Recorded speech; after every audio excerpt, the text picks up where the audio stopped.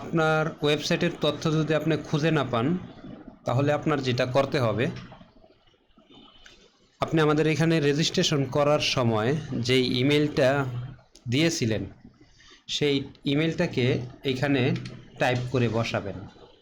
যেমন এখানে একজন কাস্টমারের ইমেল বসানো হয়েছে, এই ইমেলটা মানে ধরেন আপনার ইমেলটা এখানে বসাবেন, বসায় সাবমিট বাটনে ক্লিক করলে নিচে দেখেন আপনার ইমেলে সার্ভিসের তথ্য পাঠানো হয়েছে।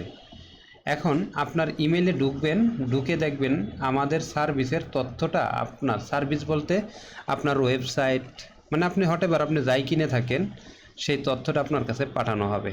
ঠিক আছে, আপনার ইমেইলে, আপনার ইমেল চেক করলে পাবেন ইনশাল্লাহ। যদি আপনি ভুল ইমেল দেন তাহলে কি হবে?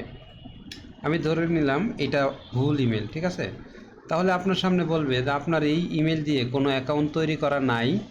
আর যদি অ্যাকাউন্ট তৈরি করা থাকে কিন্তু আপনি এখনও কিনেন নাই, মানে বাই করেন নাই এই ইমেল দিয়ে, তাহলে বলবে যে আপনার এই ইমেলে কোনো সার্ভিস নাই।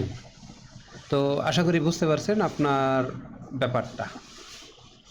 আশা করি নিজের ওয়েবসাইট নিজেই পাবেন ইনশাল্লাহ। নিজের ইমেইলের মধ্যে আমাদের এই সাইট থেকে পাঠায় দেওয়া হবে। এইখানে বলা হয়েছে যে হ্যাঁ পাঠানো হয়েছে কিন্তু আপনি পান নাই, ধরে নেন যে এই মেসেজটা আসছে নিচে কিন্তু আপনি পান নাই, তাহলে আমাদের সাথে হোয়াটসঅ্যাপে মেসেজ দিবেন, আমরা আপনাকে হেল্প করব।